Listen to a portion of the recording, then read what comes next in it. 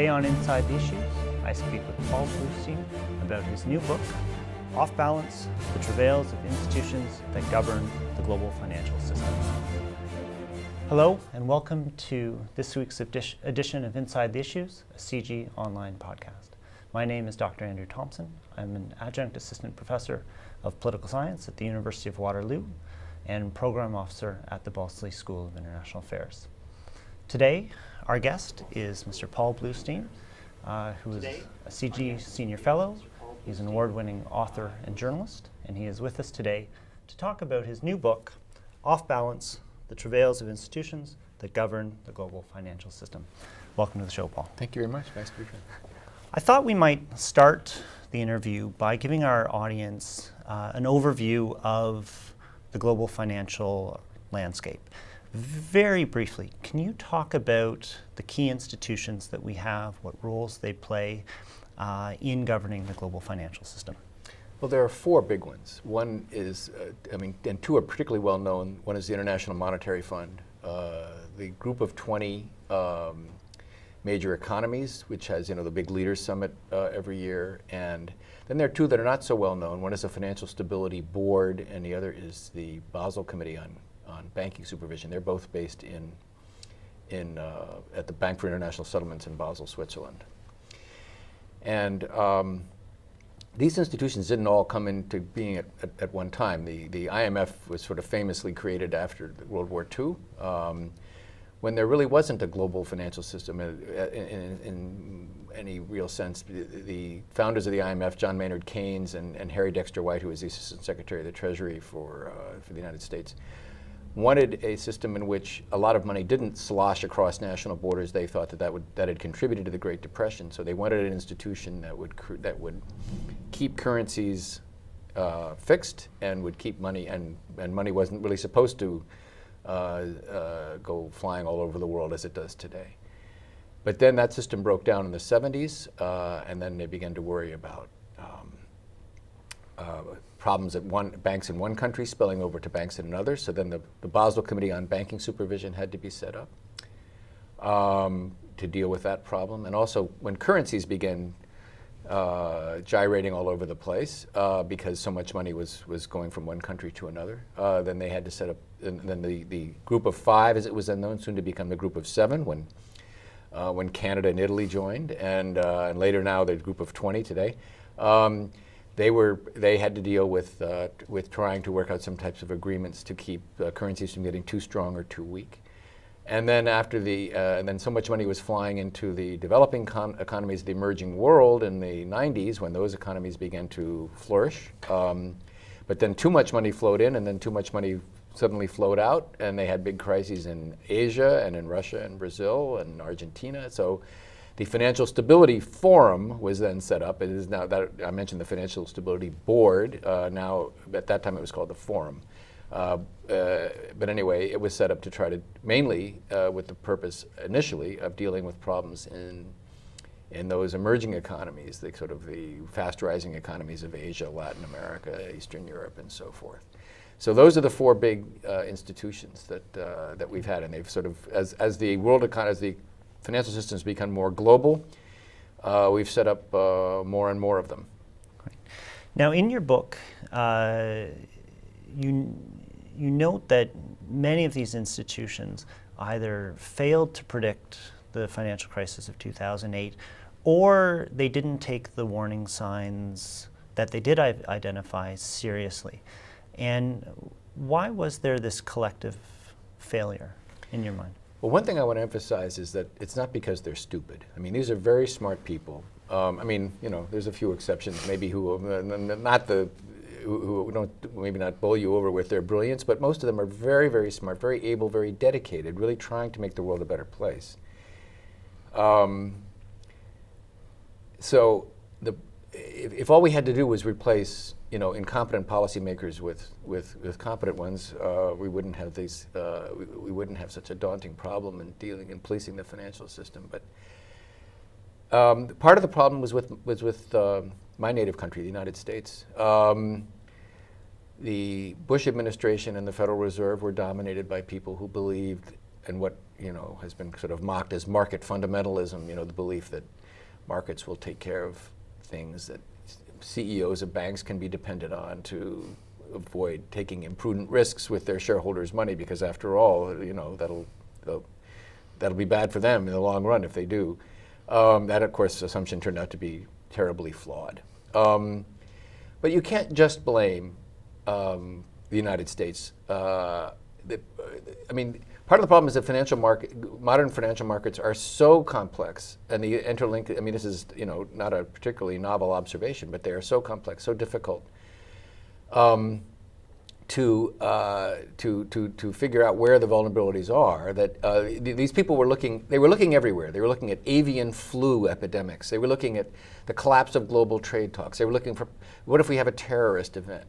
Like as we did in 2001, and that creates problems for finance. So they're looking everywhere, and they did see that there were problems in mortgage markets in the United States, which is where the problem really sort of originated.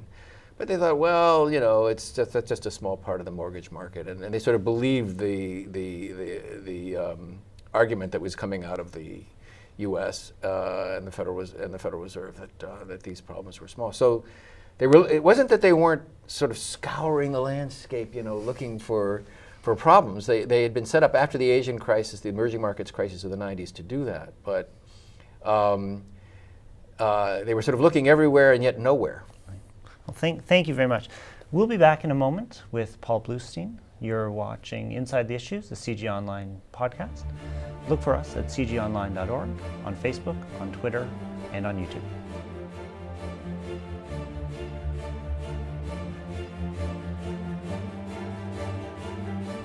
Welcome back. Paul, I'd like to pick up on our last discussion. And one of the points that you make throughout the book is that within some of these institutions, there's a culture in which top economists and officials are sometimes afraid to speak truth to power. What led to this climate in these institutions in the first place? Is there anything that can be done about it, and what are the real governance implications of this kind of environment? Well, one of the big problems is that not only are they afraid to speak truth to power, they're afraid to speak truth to each other. A lot of these institutions are, the governing bodies are people from various countries.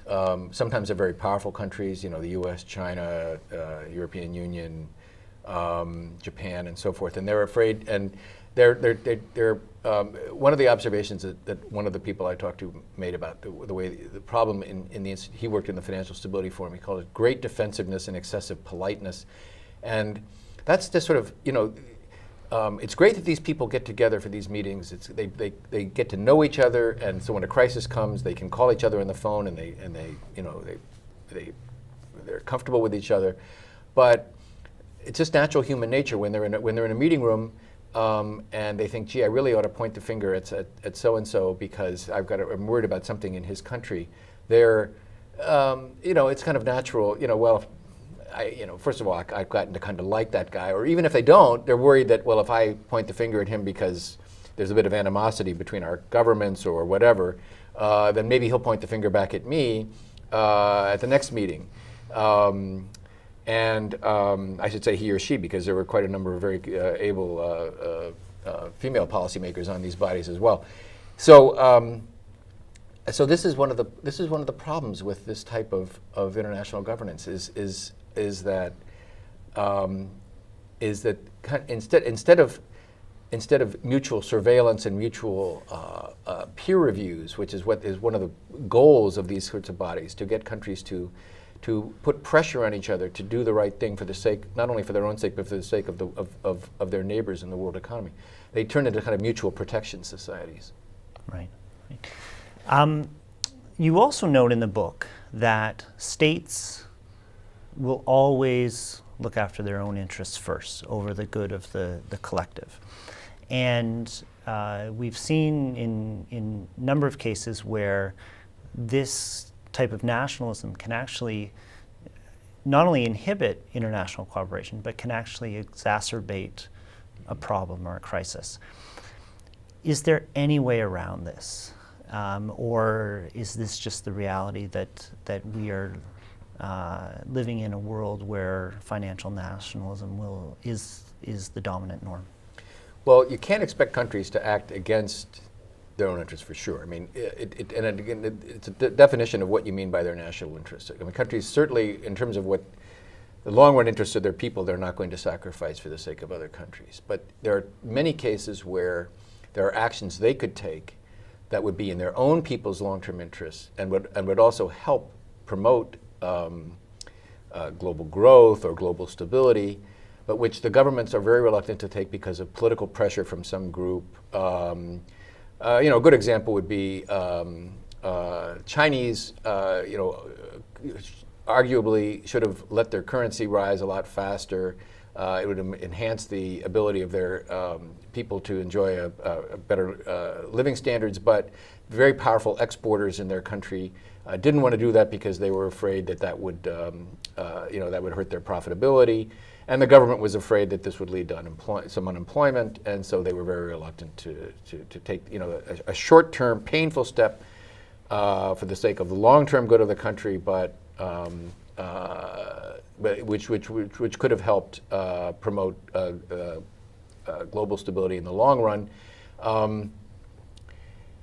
And what you can do about this? Well, I mean, what I argue in the book is that, and what I believe is that unless you have neutral umpires that countries can kind of trust to make unbiased judgments about these kinds of problems, then it's going to be very difficult to overcome them, because countries don't like being told by other countries what they're supposed to do. So if you have neutral judges who people think are genuinely acting in trying to take the global interest into consideration, maybe you have some chance. The problem is you can't get countries to submit to that type of judgment either. So I'm not terribly optimistic. Right. Thank you very much, Paul. We'll be back in a moment. You're watching Inside the Issues, the CG Online podcast. Look for us at cgonline.org, on Facebook, on Twitter, and on YouTube.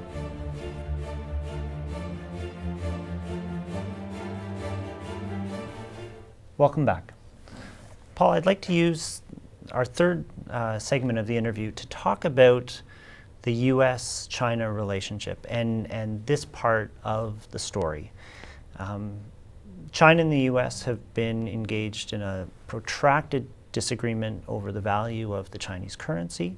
The IMF has been one of the battlegrounds for this currency war. You have a wonderful chapter in your book on the fundamental misalignment controversy. Could you share that with our audience? Here the idea was that the IMF was going to be a kind of a neutral arbiter and decide which, and if they thought that a currency, like as China as being the kind of the most obvious case, if it was fundamentally misaligned, that they would call that country out and do a bit of naming and shaming in a sense. This was one of the, when John Maynard Keynes, he had this famous term, ruthless truth-telling, when the IMF was created at the Bretton Woods conference in the 40s. He wanted the IMF to be a ruthless truth-teller. So now the U.S. government was very excited about having the IMF do this kind of thing. They wanted to have this big international institution point the finger at the Chinese. Some people at the IMF thought, well, there is something to this. I mean, this is in our tradition that we're supposed to have of ruthless truth-telling. We should, yes, we should. But there are other. We should also. There was another great principle of Keynes, which is he wanted the rules to be applied symmetrically. He wanted them to be applied to surplus countries, deficit countries, big countries, small countries, everyone. So the IMF would be, again, this ruthless truth-teller. And the people who were pushing this idea at the IMF said, well, let's have a rule that might very well apply to China, and we'll call a currency fundamentally misaligned if it is fundamentally, if we think it is. But let's apply it to all countries, and perhaps we ought to include the U.S. Well, they tried to apply it to the U.S., but there were objections raised. Well, and again, the U.S. wasn't fundamentally misaligned in the sense of its currency was too cheap. The argument was the IMF is the U.S. dollar is fundamentally misaligned in the sense that it's overvalued. It might crash because of all the overconsumption, all the problems we're familiar with the American economy. Anyway, long story short, that just didn't fly, partly because they just couldn't speak, to come back to your point about couldn't speak truth to power, I think that was a big part of it. Then they looked at the currency of the Maldives, this tiny little country, and they couldn't even speak truth to non-power because they felt sorry for this tiny little country and didn't want to call them fundamentally misaligned. Then along came China. And then big decision was, will we have the guts to call the Chinese renminbi, their currency, fundamentally misaligned? And there was a staff report drawn up, which I quote in my book, and an executive board meeting of the IMF was scheduled for September 22nd of 2008. But if you remember your history, that was 1 week after the Lehman Brothers bankruptcy. Now, of course, the meeting was scheduled before the Lehman Brothers bankruptcy. Right. When the Lehman Brothers bankruptcy occurred and the U.S. was suddenly on its knees begging the Chinese for help, and it was like, okay, we'll forget all about this. And the IMF said, yes, let's not have the Chinese get mad because we really need them to get over this crisis that we're having. And that report, which I quote in the book, was just buried, and the meeting was never held. And that was the end of the story. And so the idea of symmetricality, prevailed. Nobody was labeled fundamentally misaligned. Right. You do mention in the book that the power dynamic between the U.S. and China changed after the 2008 financial crisis. What was it like prior to the crisis? How is it different now? And what are the implications for the international financial system? We go back to just a little more than 10 years ago in the late 90s when we were talking earlier about the Asian crisis, and there was this famous Time magazine cover showing Alan Greenspan, Robert Rubin, Lawrence Summers of the U.S. Treasury and the Federal Reserve on the cover, the Committee to Save the World, and the line about them was they were really running the effort to save the global economy, a guy telling the IMF what to do. And this is the way a lot of international economic institutions have been run in the post-war period. The Americans have basically called the shots, and they've gotten a lot of benefit from that. There's also certain burdens of this kind of hegemony that America has exercised. But anyway, it's redounded to America's benefit in many ways. In this case, after this crisis came, it's very clear now. I mean, I think that decision we were talking about earlier about fundamental misalignment, that really showed that there will never be another case like that where the United States will be able to just throw its weight around without getting the assent, at least, of the Chinese authorities. The Chinese aren't going to be the Committee to Save the World. They're not going to be the guys calling the shots. They're not ready to do that yet. The United States is still more powerful, but it isn't able to throw its weight around in the way that it was before. Thank you very much. You're watching Inside the Issues, a CG Online podcast. Look for us at cgonline.org, on Facebook, on Twitter, and on YouTube.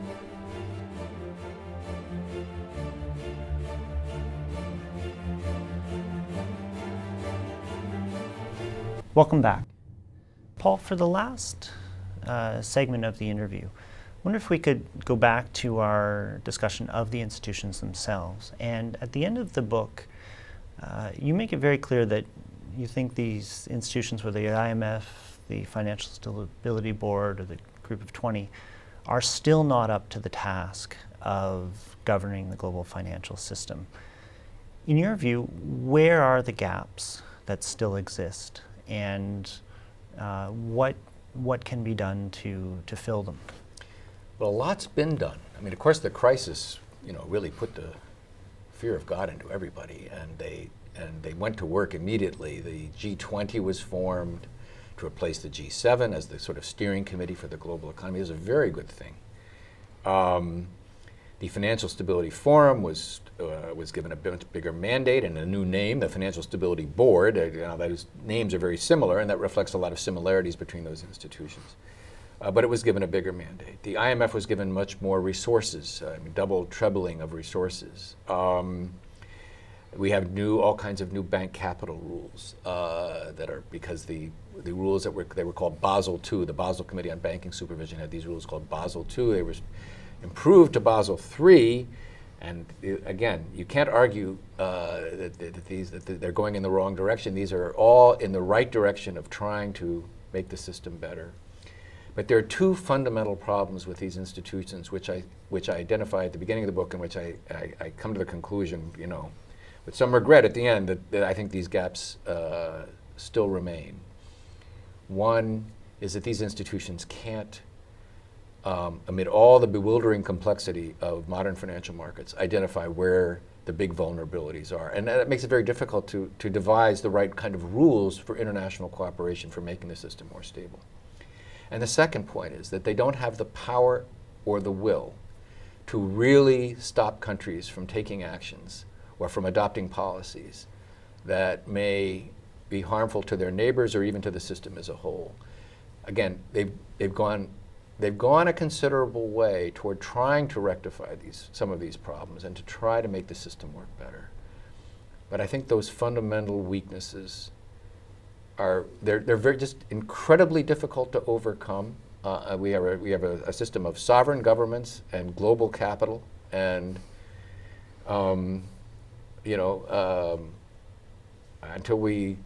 until that changes, which I don't see a whole heck of a lot of prospect for, I think we're going to still have those gaps, those vulnerabilities. Sure. To wrap up, if there were one or two things that you want your readers to take away from your book, what might they be? Well, the first is sort of a point that I know a lot of the expert viewers will consider sort of obvious, which is that we don't have the international institutions we need to govern the global financial system. That may become painfully evident from the crisis we had. I guess what the book does is it kind of says, it's even worse than you thought. I mean, if you want to really look inside these institutions, what I do in the book is of course, I interviewed a lot of people to find out what happened, and I also persuaded some of the sources I interviewed to give me a lot of the confidential documents that, these go back some years. So in the interest of historical accuracy, they were quite willing, they were willing to part with them and let me see them. And, when you look at what was going on inside these institutions, you can see, as I say, that although it may be obvious that they weren't up to the task, it's even, if you really want to see how weak and so often feckless these institutions are, you really have to look at them up close, and it'll really stick to your ribs when you, so to speak, when you see that. Right. Wonderful. Well, thank you so much, Paul. This has been great to be here. Lots of fun. Paul Blustein's new book, Off Balance: The Travails of Institutions That Govern the Global Financial System, published by the Center for International Governance Innovation. So thank you very much, Paul. No. Thank you Pleasure. to our audience for joining us. Please join us again next week for another episode of Inside the Issues, CG Online podcast. Look for us at cgonline.org, on Facebook, on Twitter, and on YouTube.